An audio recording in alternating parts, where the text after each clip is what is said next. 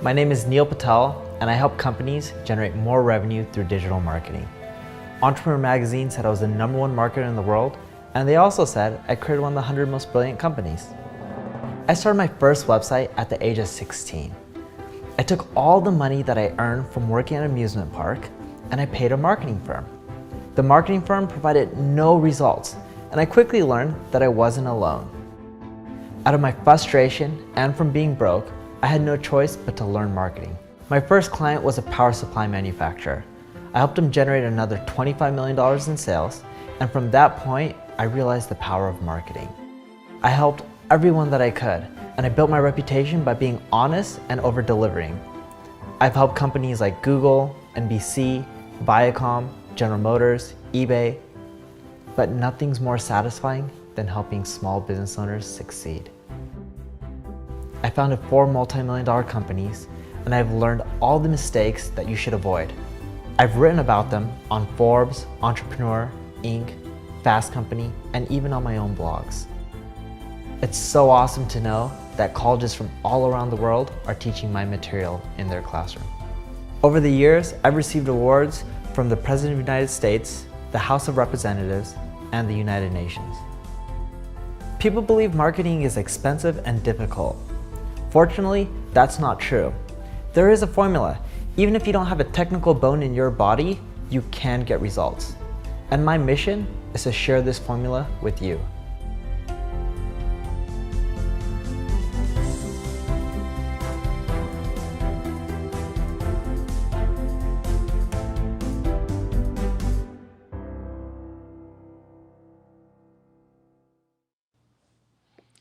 Hello, everyone. Thank you for coming today. Today's webinar is on one of my favorite topics, conversion rate optimization.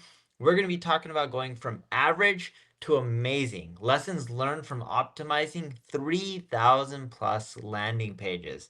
So let's dive right in.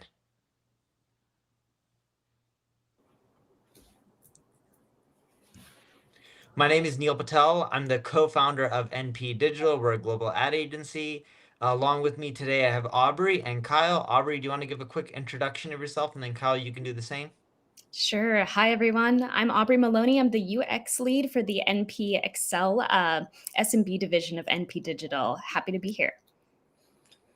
Hi, everyone. I'm Kyle. I'm a senior CRO manager at NP Digital. Been doing agency CRO for around 13 years. So lots of landing page testing, and I'm excited to talk about landing page optimization today. Awesome. So let's dive right in. So we're NP Digital, over 1,000 employees, 60 plus clients, 20 plus countries, a lot of awards. Just keep in mind, we do a ton of CRO, so we wouldn't be getting a lot of the results, these clients, if the strategies didn't work. So what's really the secret to increasing your conversions? That's the $1,000,000 question, right? And that's what we're going to break down today. We may go a little bit quickly through some of the slides because that's because we have 76, 77 slides or so, but let's dive in. Well, before we dive into the secret to improving your conversions, you need to first figure out, are your landing pages letting you down or are they doing well? And this will help you with that. The average conversion rate for a B2B landing page is 1.8%. The average conversion rate for a B2C landing page is 2.1%. Your goal is to be higher than that. Now, of course, if your product's really expensive, like you're selling something for $1 million, you're not going to convert at 2% or even 1.8%, but you guys get the point. And depending on the industry you're in, these are roughly the average conversion rates. Now, keep in mind, a conversion for different industries means different things. For example, for professional services, it could be a lead. On the flip side, for a toy company, it could be actually selling a toy and shipping it to your house, right? So you have to keep that in mind. Conversion points are very different per industry as well. And the secret to more sales when it comes to CRO, well, there's a lot that goes into it. It's not just one thing. People believe it's, oh, you make one change, your conversion just go through the roof. That's not necessarily the case. It's a lot of little things that add up. Well, what you really need to first do with marketing is not just focus on how do I spend more money. You need to think about how can you get more out of your current traffic, because that allows you to scale your campaigns. A lot of people struggle scaling up their ads, their SEO, and a lot of different social media campaigns because they're like, wait, it breaks as they scale. A lot of times the reason it breaks is because the conversions aren't there. If your conversion rate was higher, you can then end up scaling up your campaigns more and in a much more profitable way. Now, example of a conversion rate, if you have 100 visitors, 10 put in their email address, that's 10 conversions, 10%. If you have 1,000 visitors and you're selling a product and 30 buy, that's a 3% conversion rate. These are all examples of how conversion rates work. If you want to increase your conversion rate, as I mentioned earlier, it's not just about tweaking your website. It's really understanding them, figuring out their objections and issues that they have, and solving those. When you do that, you're much more likely to grow your conversions versus just be like, oh, let me just change the color of this button. It's going to drastically increase my conversions. Typically, if a color increases your conversions by a lot, there's something else that's wrong with the page that's causing that. Color change usually doesn't have a 20% impact in conversion. Sometimes it can, but it's very rare. It's usually there's something else bigger on the page that's the issue. Sorry for the kids crying in the background if you guys can hear that.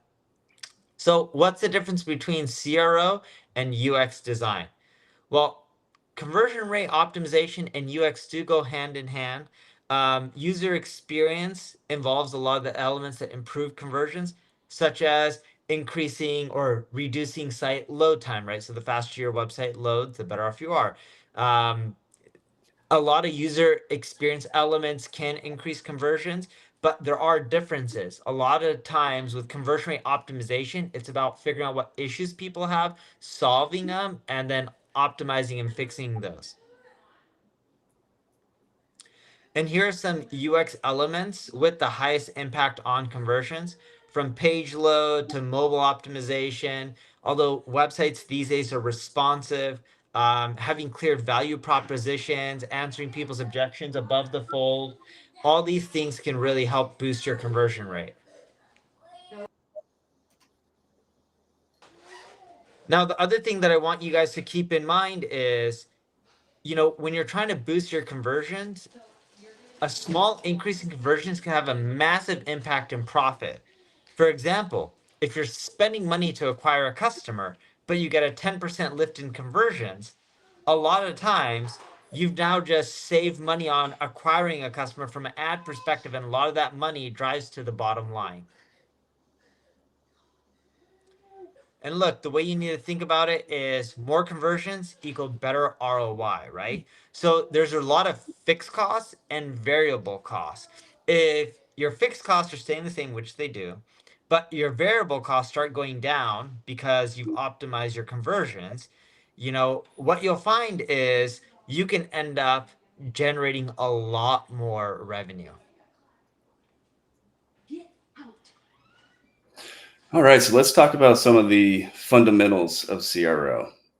So I think it all starts with understanding your audience. So knowing which ads and keywords are actually driving traffic to that landing page can help inform the content of that landing page, right? So, you want the headline to be, hyper relevant to the ad that they came from, and the content to kind of support their motivation or intent. But I've seen a lot of tests where, just changing the headline to kind of be continuous with the ad that they came from can have a huge impact.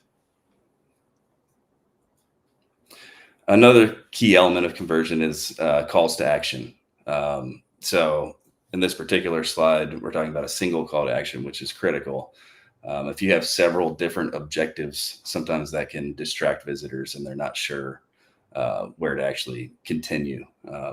So in this case, an overall increase potential of 371%. So this is a test that a client that I actually had, where we not only had a very clear CTA, which is that next step button, but we had a line of copy underneath the CTA, which was another chance to kind of communicate additional value and clarify kind kind of the objective from there, and saw a 6.5% increase. And we've actually run similar tests with this client on a variety of pages and continue to see impacts. So mobile optimization is kind of a hot topic. May seem obvious, but you'd be surprised how many clients, certain pages get neglected and they don't necessarily lay out correctly on mobile. Any number of issues, and as time goes on, the share of visitors definitely is trending more mobile. According to Forbes, that's 96.5% at this stage. So And one thing to keep in mind too is some people are still using AMP for mobile.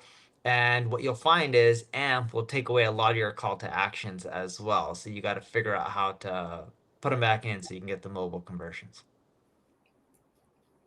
Yep. And here's an example. I believe this was actually Aubrey's team that ran this test. So I'll kind of let her run through this, but that's an example of the layout issues.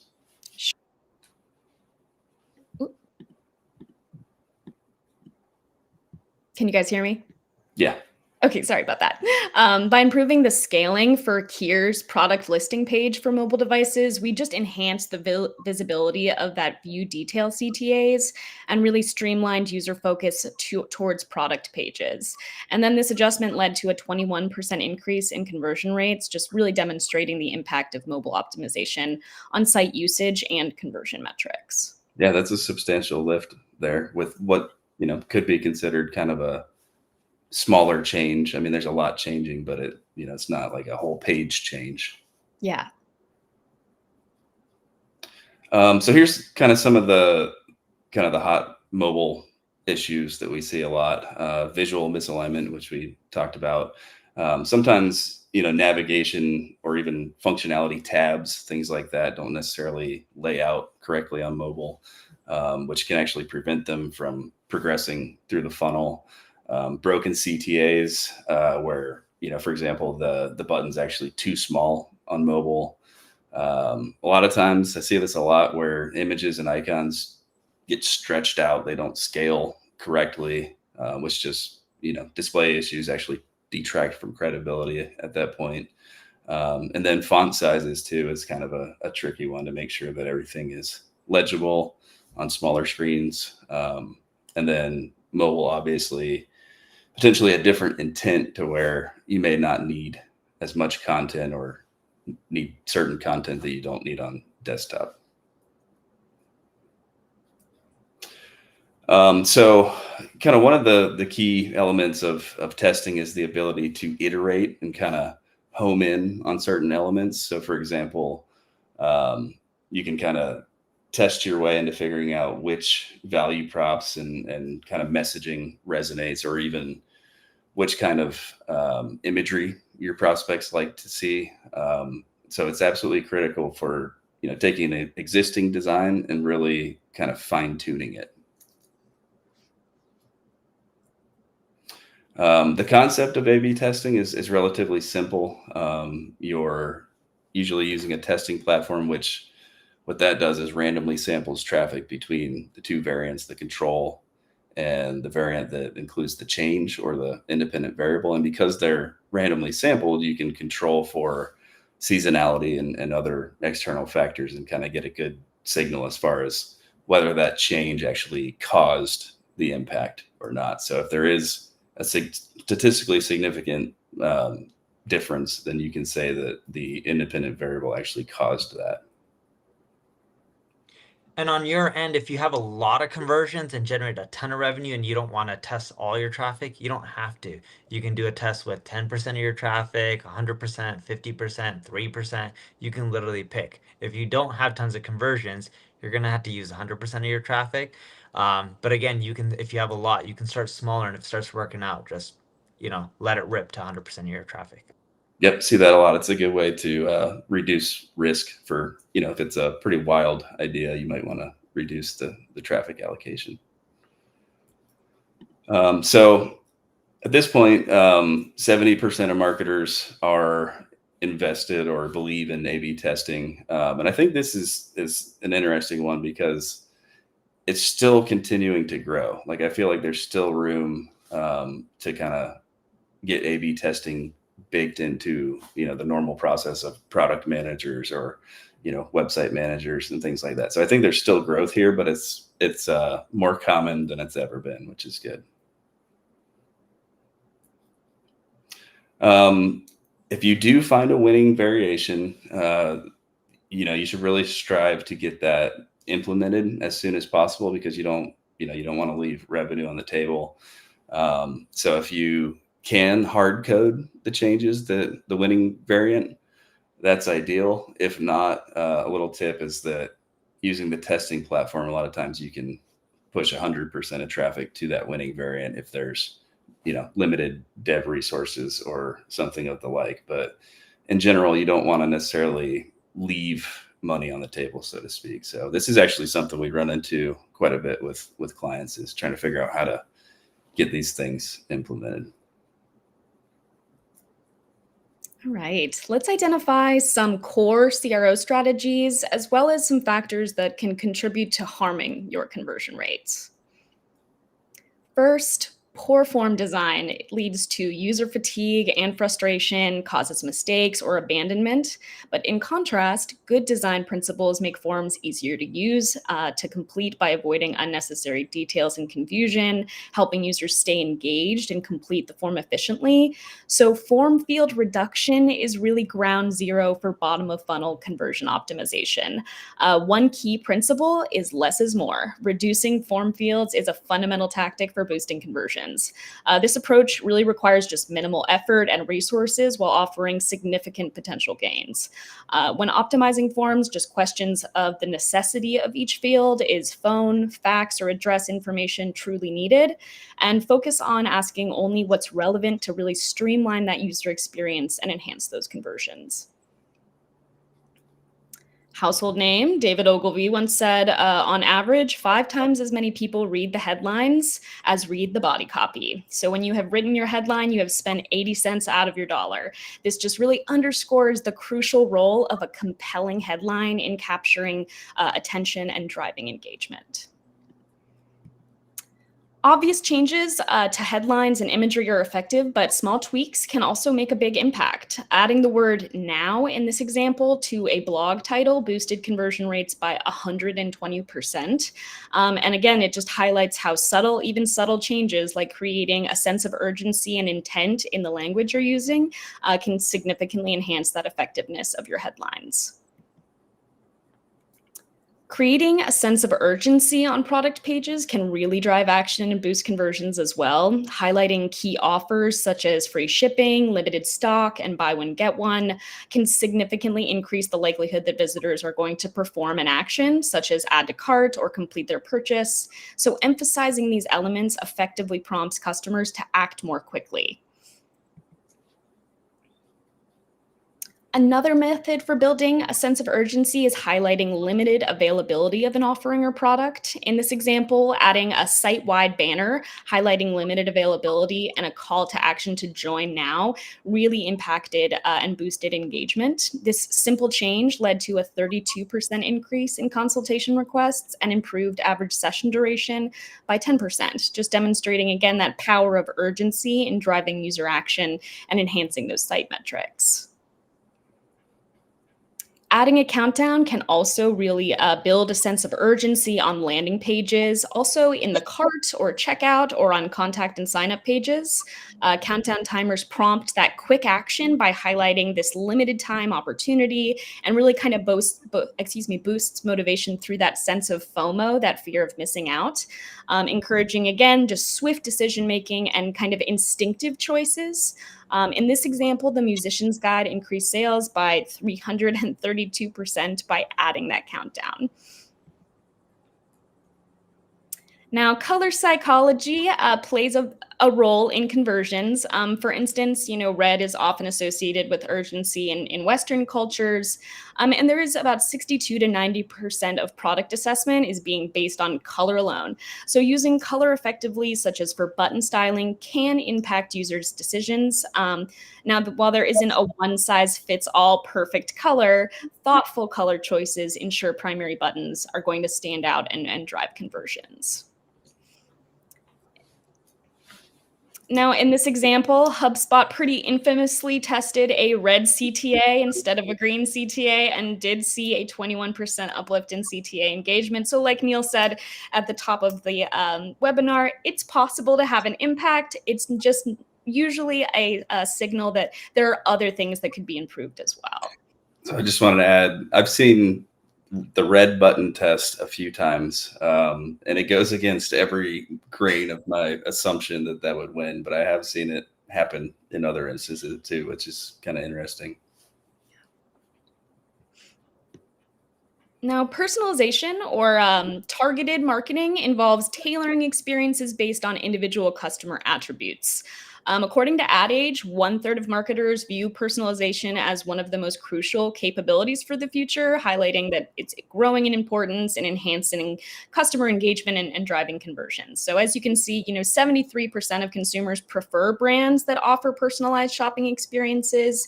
83% of users are willing to share data for more personalized experiences, which is, really important and growing more important as we move into AI and things like that. And 91% of consumers will shop brands that give relevant offers and recommendations. In this example, you can see a personalized pop-up message welcoming return users back. On average, 94% of companies experienced a rise in conversion rates after personalizing their websites. All right, with the basics of CRO covered, let's dive into how these strategies really come to life. So as you know, we analyzed 3,000 landing pages with conversion tracking, focusing on actual purchases or leads rather than softer goals such as email signups. And we categorized them into two groups: pages with a conversion rate of 2% or less, and those with over 2% to pinpoint really key elements that are driving high conversions. So those key elements include: first, choosing your hero design wisely. A hero section is the foundation of a landing page, the first section that really meets the visitor's eye. So a poorly designed hero section could impact site usage and conversion rate metrics. And since users form opinions in just 50 milliseconds and focus 80% of their attention above the fold, a well-designed hero section is really essential for optimizing site usage and conversions. Based on an analysis of numerous websites, we have categorized hero images into 7 distinct types. There's no single best category. The choice depends on your business. For example, you can see here Apple uses product-focused hero images to highlight its design strengths, while Honors, that health hero images, emphasizes care and compassion, reflecting their service in home care for parents. Yeah, this would be a great test right here as far as different types of imagery in the hero. Absolutely. And I'll say it's a very popular test that we frequently run, is targeting immediately that hero section. Hero design can shift conversions from minor to massive. In this example, toe grips saw a 3.9% boost by just simply changing the type of dog they were using in the hero image. I'm a dog lover, so they'd probably both work on me, but still makes a difference. Feel bad for the guy on the left there. I know. Now, while Universal Technical Institute skyrocketed with a 21.4% increase after updating their hero image. When designing your hero section, just steer clear of certain things. So outdated techniques like carousels and excessive animation. I will say carousels are declining in popularity. I know they were a hot thing for a little bit there, but really only 28% of top e-commerce sites are using them, which is down from 52% in 2013, according to a recent UX benchmark by Baymard Institute. They often underperform and they just require a meticulous setup to be deployed correctly. And similarly, unnecessary animations can sometimes overshadow your hero image or messaging. So, and also impact, your site speeds and page performance without offering a ton of value. So just use animations only if they're really enhancing your message. The big issue with carousels is it becomes overwhelming. It's like a kid in a candy shop. You're giving them too much messaging, too many options. If you can't figure out what's the best way to get them in with one image, one video, whatever it may be, you're doing something wrong. There are, of course, instances where you should use a carousel, but they're very rare. And we usually see not using one performs better than using one. Again, there's always edge cases, but it's like a kid in a candy shop. Show them 10 different things or 5 different things. They don't know what to do. And a lot of times they don't purchase anything versus just focusing on one thing. Yeah, if you do have a carousel, so that's another potential test idea, right? Is running each slide as a separate variant potentially. And just to add to that, we call that paradox of choice. We don't want to overburden users with too many options because then they don't really even know where to start or what they wanted to accomplish on your site in the first place. Yep. So thinking about using video on the landing page, a lot of times it's very effective for kind of communicating the value, especially with complex products like SaaS or software. So it can be a very effective way to communicate a lot of value with minimal friction, right? So they don't have to read anything; they can kind of just sit back and comprehend the value coming from the video. 30% of the top landing pages incorporate video. I think that number will probably continue to grow as well, and can have impacts, as high as, or maybe even higher than 86% increases in conversion. So it is kind of a tricky one, depending on the product or the offer. You may not want to use video, but some things to consider if you are thinking about employing video on your landing pages. Definitely want to take load speed into account, especially if it loads automatically, because that can dramatically, increase the time to load the actual page, which is not good for SEO or any other number of factors.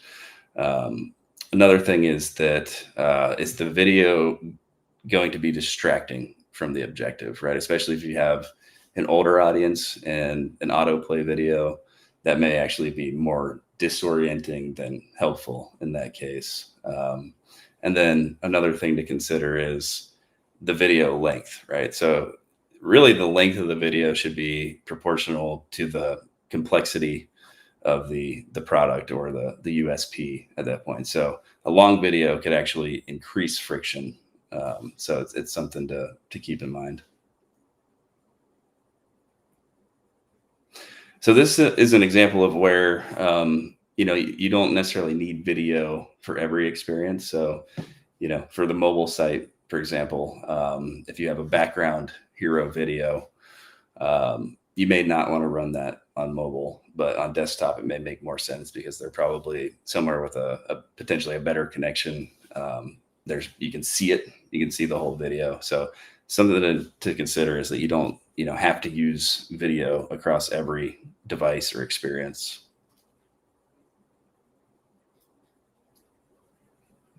A detailed list of benefits on your landing page is also really key for impacting conversions. Not everybody landing on your site is going to immediately want to perform a contact action or make a purchase. So by clearly outlining the value propositions and addressing user needs, you build trust and enhance that user experience, and then you're guiding potential customers towards a purchase decision. This approach is particularly effective for these less informed visitors, these less aware and intent-driven visitors, and provides them with necessary information to make a more informed choice. Also, showing it in this nice clean layout, again, is going to not impact that user paradox of choice and make it easy to view these additional details. by detailing what customers could expect and using these kind of more eye-catching icons on the form landing page for asset preservation, wealth, and tax, we saw a significant boost in both page views and conversion rates. So just by highlighting this is exactly what you're going to get out of filling out this form at the end, really drew user attention and encouraged them to commit to the form, go through the different phases of the form, and submit it. To decide which benefit to showcase, evaluate the most valuable attributes to your users, such as functionality, emotional benefits, financial benefits, environmental benefits, and just tailor your list to what is going to resonate most with your audience to drive the best results. Social proof, showing that other people use and trust your site is really important factor in establishing trust, as it's deeply rooted in human beings' need to look at how others behave and then mimic it. With 88% of customers trusting user reviews as much as personal recommendations, and 97% saying reviews influence their buying decisions, showcasing testimonials can really boost conversions on sales pages by up to 34%. I would just So add when that you, oh, go ahead, Neil. I just want to also add, if you're going to use testimonials, don't use the ones that are like great product, amazing results. Like it needs to be thorough, detailed, very specific. And when you Yeah, no, sorry to interrupt. Go ahead, Neil. go for it. I would say, but also not too long and not too verbose. We want to have them these kind of concise, not too short, not too long, communicates just those best, product or service factors. Yep, and perfect. Kind of to pigtail off of that, Aubrey, is there's such a thing as too much social proof, and there's also different types of social proof, Yeah. and that's where testing comes back in. Yeah, and Aubrey's right. No one wants to read, 3 paragraphs of a testimonial. Even some of the paragraphs get a little bit too long, depending, because it's like a lot of it is just fluff. But the key that I've seen to testimonials that work really well is when they're detailed. But yes, no one wants to read, 2 cell phone screens worth of testimonials from the same person. It's just overwhelming. And if you do have that type of content in abundance, then maybe consider having a dedicated landing page for it, or some type of way to give users access to it if they are really interested in engaging with these long form testimonials potentially. All right, so as Kyle said, social proof comes in various forms, including testimonials, case studies, user-generated content, celebrity endorsements. In this example, United Water Restoration displayed their Google rating in the Heroes section with star iconography, and that led to a 17% increase in phone calls and a 27% boost in average session duration and a 1.5% decrease in bounce rate, meaning users saw that, maybe felt a little more trust. We know that this is a Google business. There's people who have reviewed them that are on Google. I'm going to stay here, explore a little more, and maybe potentially place a call for their services. And then in this example, Teddy Lane added social proof in the form of an exit intent pop-up to encourage hesitant visitors to take action, improving their conversion rate by 10%. So again, social proof plays off of our insecurities and desire to do the right thing. So highlighting your expertise and how you've helped others, especially at an important point in that user journey, like they're about to leave the site potentially, can really make all the difference in encouraging a user to commit and to convert. All right, so back to CTAs.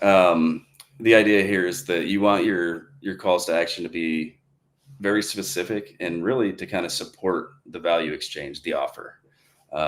So, this first point about customized CTAs convert 42% higher than generic or vague CTAs. So if you think about, it's a lead gen form and the button says submit versus, learn how to optimize landing pages would be more specific, more appealing than what would be kind of the default form CTA. And then, we also have opportunities to personalize those CTAs. So this kind of goes back to the idea of segments. If it's a returning customer, you could potentially change the CTA to be more relevant to them versus a new customer, for example. And then also CTAs should be action oriented. We want to excite them about the next step in order to encourage them to continue. So here's a good example. Which CTA sounds more appealing? Register now versus teach me how to get 195,000 visitors. I think that the answer is probably obvious there, but that's a pretty good example of kind of reiterating the value exchange in the CTA. So again, kind of words matter here.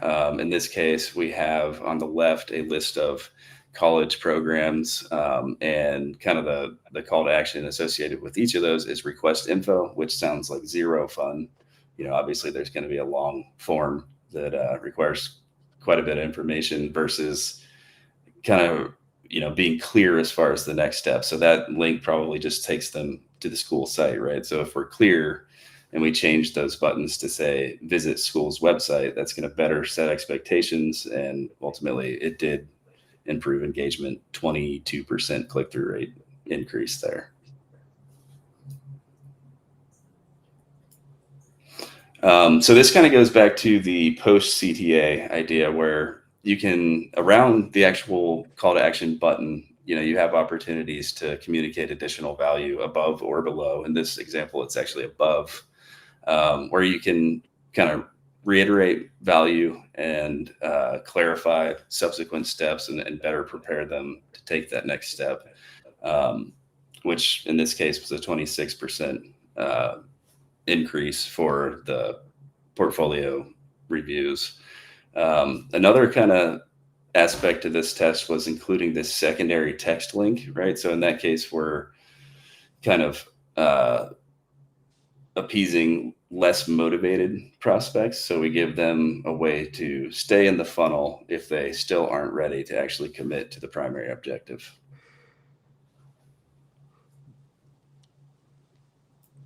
Yeah, and I would just add to that briefly, Kyle. That copy at the beginning above the CTA kind of just informed users like when you click this button, you're going to be submitting, you're going to be in a form. This form is going to take, X amount of time. So it really just contextualized exactly what they could expect when they engaged with that button.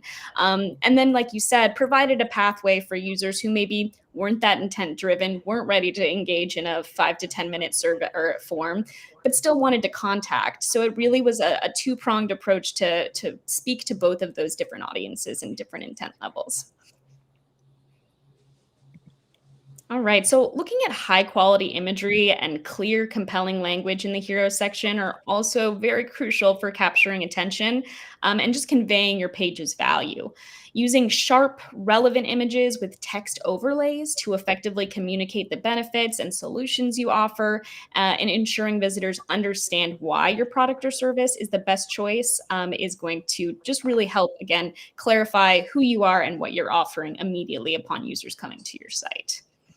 And you can still use high quality images without it crushing your load time, right? So of course, you can find amazing high quality images that aren't too big in file size either. Absolutely. So best practices when selecting a hero image, including using those large, crisp images, showing maybe normal people that reflect your user audiences, using potentially in-house original images, keeping text overlays focused and concise, and ensuring your page and hero have those fast load times.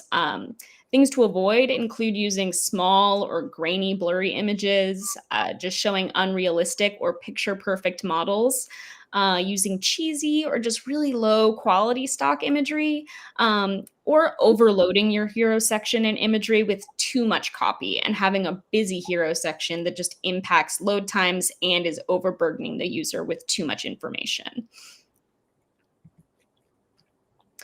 All right, so whether you personally love it or hate it, sticking a pop-up in a user's face can be one of the most effective ways to jolt their attention and grab their email for a return visit. This practice of interruption is particularly effective when it proposes to solve a problem that the user has tuned into or been programmed to expect given the nature of the service. I'm guessing a lot of you kind of expect to get a 10 to 20% off discount when you go to an e-commerce site, because that is what we see now. And when you're kind of tuned to expect that, you may be more likely to engage with it also. These pop-ups, they account for over 66% of email capture forms. And despite a lower conversion rate of 3% compared to maybe landing pages, they generate 10 times more email capture opportunities. And this strategy just really helps nurture return users and turn them into customers over time.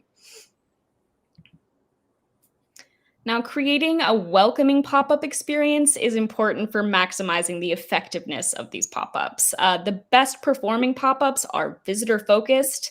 They offer a clear value in a non-intrusive and engaging way.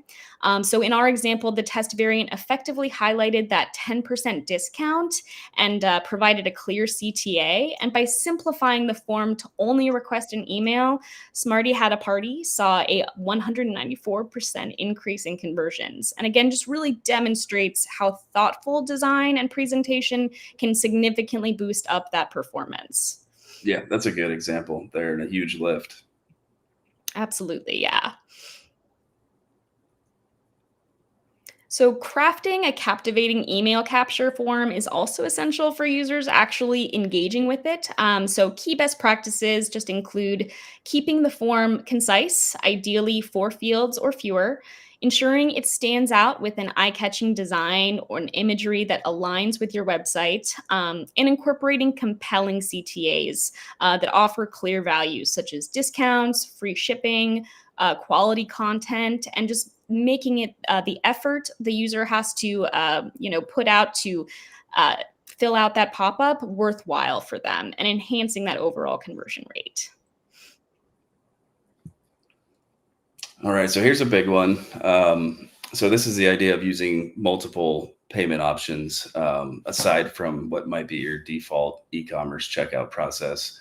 For example, Google Pay, PayPal, etc. Can improve conversion rates as much as 30%. And I think part of the reason there is that some of these, payment processing systems kind of are continuously invested in by PayPal or Google, right? And they're optimized and tested continuously. So if there's any anxiety about using the default e-commerce checkout on your site, sometimes you can get around some of that by using these. In fact, if we look at a Baymard study, we see that several of these top reasons for abandonment can be addressed by using a third-party payment processing system. So, for example, don't trust the site with my credit card. There weren't enough payment options. The checkout process itself had a lot of friction. A lot of those challenges can be overcome by providing multiple payment options. Especially with like PayPal, we're seeing like 16 to 18% conversion lifts on average. It really depends per industry, but like even in B2B, adding PayPal as a payment option, we're seeing massive lifts in conversion, especially for SaaS. Yeah, I would say if you're going to test that kind of thing, really the only, you can run a test, just make sure you have a thank you page that it ultimately lands back on just for tracking purposes. Just a little side tip there. Okay, so let's talk about USPs. This is absolutely critical to conversion optimization. So knowing what your unique selling proposition is probably the hardest part. But if you have an idea of what it is, you can then kind of test and hone in on it and figure out exactly how to express it or communicate it. This Venn diagram does a good job of showing kind of what it is and how it relates to the customer. So that top circle and the left circle, that region between the two, what your brand does well and what the consumer wants, that's the kind of the key area, right? But a USP by nature implies some level of competitive exclusivity that we have to kind of figure out. But at the same time, we don't necessarily want to be totally explicit, like we do this better than X company, because then you kind of end up closer to this who cares zone, because ultimately the consumer knows what they want, and we just want to show them that we are experts or we have a superior product in some way.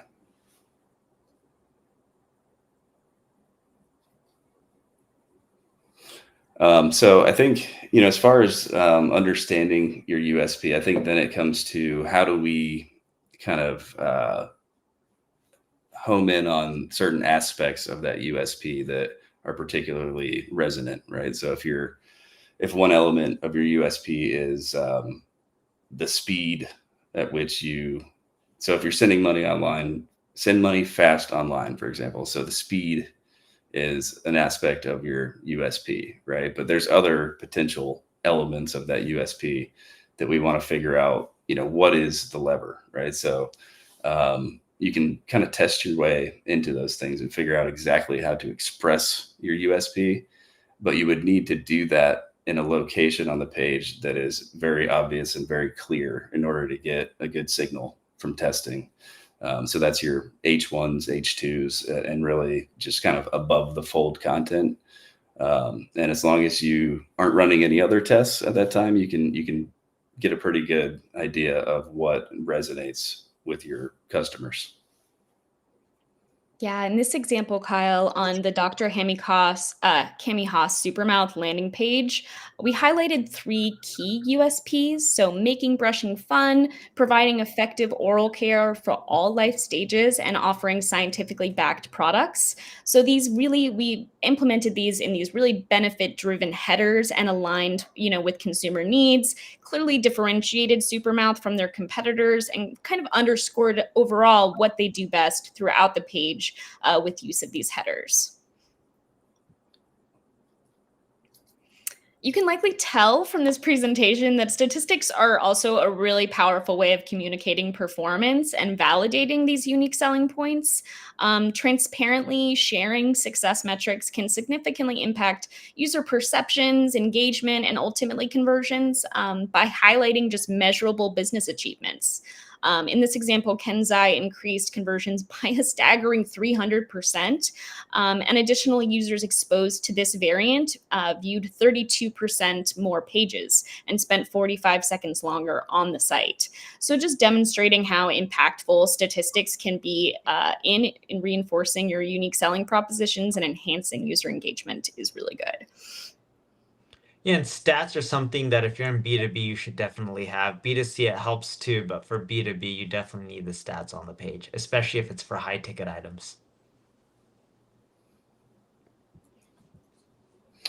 All right, so let's talk about long and detailed landing pages. So I think a lot of times people think of landing pages as kind of an extension of the ad, right? And at the same time, a lot of times they'll remove the nav, and the goal is to kind of keep them in that thought sequence, in that process. But a lot of times they're too short, right? So we want the landing page to kind of be an isolated experience that serves all of the purposes, as far as addressing objections, communicating value, etc. So, you want a landing page that's detailed enough to encourage the purchase decision or the lead, but you also don't want to overwhelm them. So here's an example of a test where on the left, you can see the control was very short, which would be kind of consistent with a typical ad landing page. And then the challenger was an extremely long landing page where, tons of different types of content. And the longer page actually outperformed this short page, which may not be too surprising, by 30%. But at the same time, that's a lot of content, right? So then you can kind of start to test removing some of the elements to try to get to the Goldilocks zone of length. So in step 2, you can see that we slowly started kind of removing sections and found that the shortest version of that page actually performed better than the longest version of that page by 13%.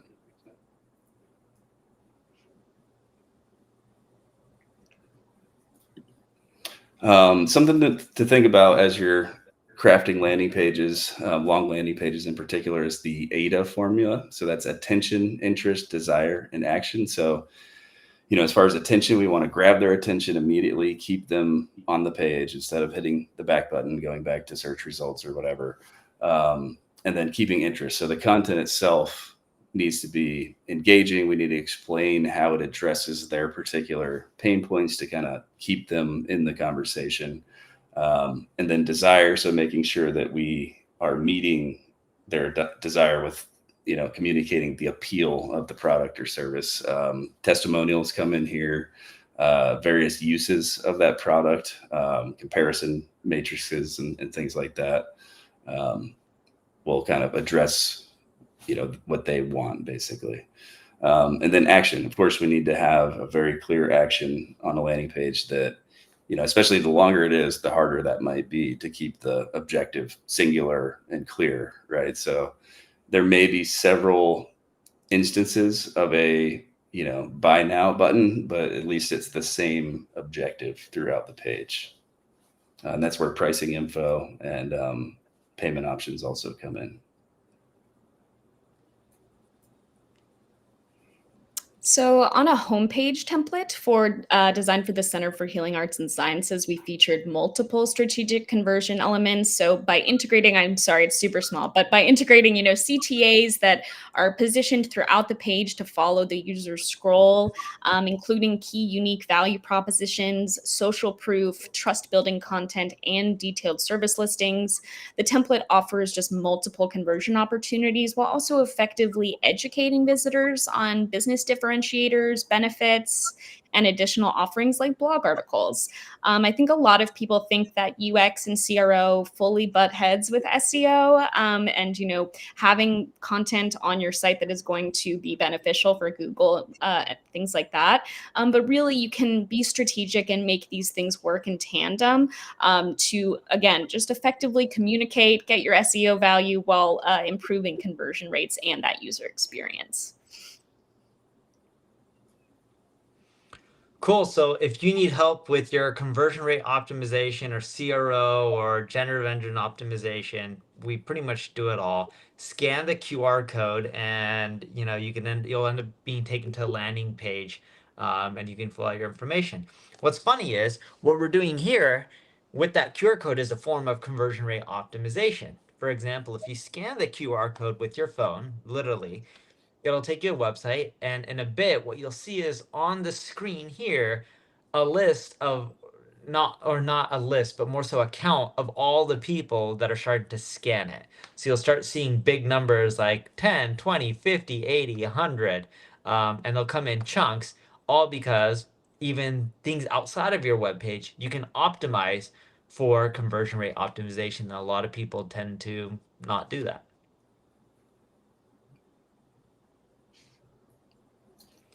We also have an up-and-coming webinar on the new SEO search everywhere optimization, where we teach you how to optimize for beyond Google, right? You have AI like ChatGPT and Gemini. You also have other platforms out there like TikTok and Instagram that a lot of young people are using. Feel free to attend the webinar. It's free as usual. Scan the QR code. You'll be end up taken to a landing page where you can end up scanning it and join. As you can see here on the screen, it says 41 viewers scanned the QR code. It's a little bit delayed, but that's an example of you guys scanning and it showing up, creating social proof, and it causes more people to scan, right? And me also pretty much saying the call to action in the webinar, again, helps reinforce people to scan. Again, you should be doing conversion rate optimization everywhere, not just your own landing page.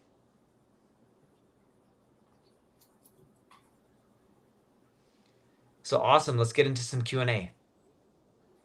Right on. Great stuff, and like so many positive comments throughout. So congratulations, everybody. All the traffic in the world doesn't really do a whole lot if you're not converting that. So good stuff. We've got 5 minutes, and I've got some pretty good questions here. Multiple people asked. Apparently, a lot of the audience is running WordPress. Any plugins or suggestions for A/B testing plugins specific for WordPress? I know Thrive and Hotjar have been mentioned in the past on other webinars. Any thoughts there, Kyle or Aubrey? Yeah, so there's a lot of a lot of the platforms at this point have direct integrations with WordPress. So for example, VWO, Visual Website Optimizer, actually has a WordPress plugin, which essentially installs the script across the site. And then if you're running like WooCommerce or something like that, you can kind of designate a conversion that way. But there are actually some WordPress specific testing platforms, and I'm trying to think of them offhand. I've seen them before, but they're not external platforms. They actually live inside the WordPress dashboard. So that might be an option as well. And you don't really need a plugin, just being quite frank. You can just post the JavaScript into WordPress and you're good to go. Totally. Not really much of a difference in work. I actually think it's easier to post a JavaScript than it is to install a plugin. Next question, Kyle, Aubrey. Any specific time frame that we should be using or looking at when running A/B tests? 7 days, a month, or is it a certain number of visits? That what's the guidance there as to how long we should be running these things before we actually move the winner over?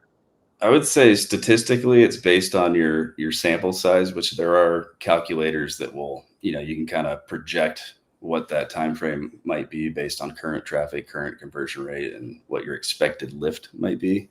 But as far as like a simple rule of thumb, it usually is based on your business cycle, right? So, like 1 full week, 2 full weeks. I shoot for 2 full weeks by default. And some, if it's a fintech company, you may have like a bank, you may have a 2-week cycle anyways, based on paychecks or whatever kind of external factors come into play there. But I would say kind of a default good estimate would be 2 weeks.